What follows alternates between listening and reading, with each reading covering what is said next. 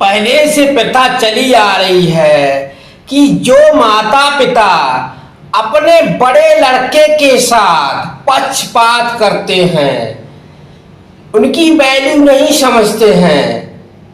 छोटे लड़कों की शादियां हो जाती हैं, बड़े लड़के की वैल्यू परिवार में माता पिता डाउन करने लगते हैं।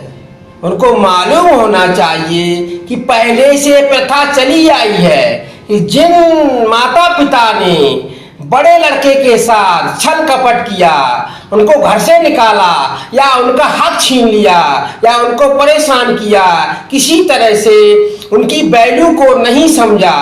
बड़ा लड़का राम के समान है, वह माता पिता की इज्जत कर रहा है, फिर भी माता पिता अपने घर में अपने छोटे लड़कों की वैल्यू समझ रहे हैं, बड़े लड़कों की वैल्यू को डाउन कर रहे हैं, पक्षपात कर रहे हैं, उसको समझ नहीं रहे हैं। तो उन माता पिता को उसका हर्जाना देना ही पड़ता है। जिस प्रकार से राम को दशरथ ने कैकेयी के कहने पर वनवास दे दिया था, तो दशरथ को उसका हर्जाना उसकी मृत्यु के बाद भरना पड़ा था।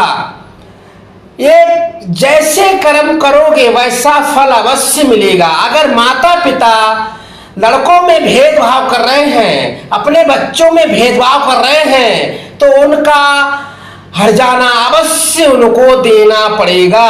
माता पिता अगर 4 बच्चे हैं, चारों में भेदभाव कर रहे हैं, बड़े लड़के की वैल्यू घर में सही से समझ नहीं पा रहे हैं, बड़े लड़के को हमेशा नीचा दिखाने की कोशिश कर रहे हैं, तो उन माता पिता को अवश्य उसका दंड मिलकर रहेगा। ये कलयुग की रणनीति है, पहले ही से ये रणनीति चली आ रही है। अगर लड़का समाज में अपने माता पिता की इज्जत कर रहा है और माता पिता उस लड़के की वैल्यू को डाउन कर रहे हैं, उसका हक मार रहे हैं, उसका हक नहीं दे रहे हैं, किसी तरह से उसकी वैल्यू को सही दिशा निर्देश नहीं कर रहे हैं, तो उन कर्मों का फल माता पिता को अवश्य भरना पड़ता है। ये सब रणनीतियां पहले से चली आ रही हैं। माता पिता को अपने बच्चों में कभी भी भेदभाव नहीं करना चाहिए। माता पिता ने सभी बच्चों को पाल पोस कर बड़ा किया है। माता ने सभी बच्चों को गर्भ से बाहर निकाला है, गर्भ में 9 महीने तक सभी बच्चों को पाला है। माता उन्हीं बच्चों में अगर भेदभाव करने लगेगी तो वो माता कहलाने लायक नहीं होती। अगर पिता बच्चों में भेदभाव कर रहा है, बड़े लड़के की वैल्यू को डाउन समझ रहा है और छोटे लड़कों के कहने पर कार्य कर रहा है, बड़े लड़के को टार्चर कर रहे हैं, बड़े लड़के का हक मार रहे हैं, बड़े लड़के को परेशान कर रहे हैं, उसकी घर में वैल्यू को डाउन किया जा रहा है, तो आने वाले समय में उन माता पिता को हर्जाना देना ही पड़ता है। इसीलिए हम सब कहते हैं कि माता पिता को बच्चों में कभी भी भेदभाव नहीं करना चाहिए। माता पिता के लिए सभी बच्चे समान होते हैं, उनमें कभी भी इंटरफियर नहीं करना चाहिए। आपस में माता पिता को बच्चों के बीच में कभी भी भेदभाव की भावना को नहीं फैलाना चाहिए। हमेशा बच्चों को सही दिशा निर्देश देते हुए माता पिता को अपने सभी बच्चों को आगे बढ़ाने के बारे में सोचना चाहिए, ना कि बड़े लड़के की वैल्यू को डाउन करके छोटे लड़कों को आगे बढ़ाने के बारे में माता पिता अगर सोचते रहेंगे तो आने वाले समय में उस परिवार का विखंडन होना शुरू हो जाता है। उस परिवार में बच्चे सही दिशा निर्देश नहीं दे पाते हैं, हमेशा आपस में मतभेद होते रहते हैं, माता पिता दुनिया से चले जाते हैं और बच्चे आपस में लड़ते झगड़ते रहते हैं, उनका इम्यूनिटेशन संगठन बिगड़ जाता है। इसीलिए माता पिता को हमेशा अपने बच्चों में इम्यूनिटेशन की भावना उनके अंदर प्रेरित करना चाहिए, ना कि उनके विखंडन के बारे में सोचना चाहिए।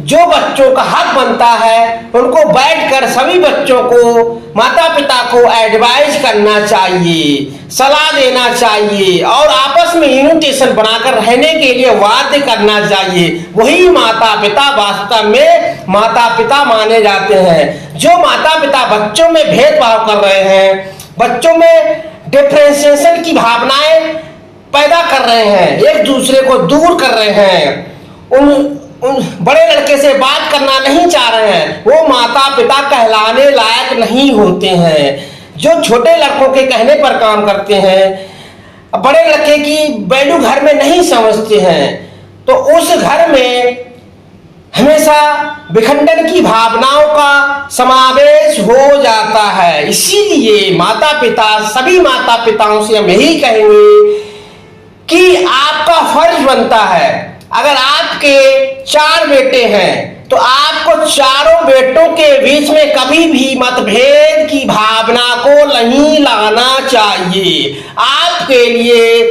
चारों बेटे समान हैं, उन चारों को संगठन में रहने के लिए हमेशा बाध्य करना चाहिए, ना कि उनमें भेदभाव की भावना पैदा करना चाहिए।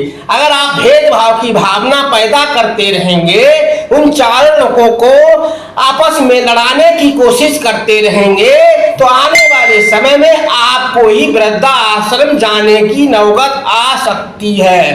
तो इसीलिए हम सभी माता पिता से यही कहते हैं कि आपको हमेशा अपने बच्चों को मुट्ठी बांध कर यूनिटेशन में रहने के लिए वाध्य करना चाहिए। 5 उंगलियों को संगठन में रहने के लिए अपने बच्चों को एडवाइजेशन करना चाहिए। अगर आप 5 उंगली को अलग अलग करने की कोशिश करेंगे तो आने वाले समय में उन्हीं माता पिता को जीवन में कष्ट उठाने पड़ सकते हैं। तो हमेशा अपने आप को सही दिशा निर्देश करते हुए बच्चों की यूनिटेशन के बारे में सोचें। वही माता पिता इस परिवार को संगठन बनाकर चला सकते हैं।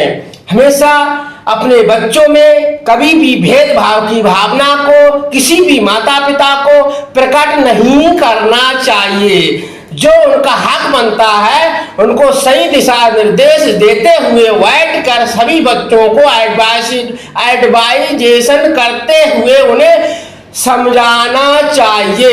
अगर बच्चे आपस में लड़ रहे हैं, झगड़ रहे हैं, तो माता पिता का फर्ज बनता है कि उन सभी बच्चों को बैठकर सही दिशा निर्देश करके आगे इन्विटेशन बनाकर रहने के लिए वाध्य करना चाहिए। तभी आपकी समाज में वैल्यू बढ़ेगी। बच्चों की निगरानी में आप एक सभ्य माता पिता माने जाएंगे। अगर आप इन्विटेशन तोड़ रहे हैं, बच्चों के बीच में गलत भावनाओं को फैला रहे हैं, उनको आपस में विखंडन कर रहे हैं, तो आप माता पिता कहलाने लायक नहीं हैं। हम सभी माता पिताओं को अपना दिमाग कंट्रोल में रखकर अपने बच्चों को यूनिटेशन बनाकर रहने के लिए वाध्य करना चाहिए। तभी आपका परिवार सही दिशा निर्देश देकर आगे मोटिवेशन करके चलता रहेगा और आपका समाज में इज्जत होना शुरू हो जाएगा। आपके बच्चे आपको अपने दिल में रखकर आपकी हमेशा इज्जत करते रहेंगे। अगर आप बच्चों में मतभेद की भावना पैदा करेंगे तो सभी बच्चे आपसे रुष्ट हो जाएंगे। आने वाले समय में माता पिता को ही कष्ट उठाने के लिए बाध्य होना पड़ जाएगा। तो हम सभी माता पिता से यही कहेंगे कि आप अपने बच्चों में मतभेद की भावना को प्रकट ना करें, उनको इन्विटेशन बनाकर रहने के लिए वाध्य करें। तभी आप एक सभ्य माता पिता माने जाएंगे।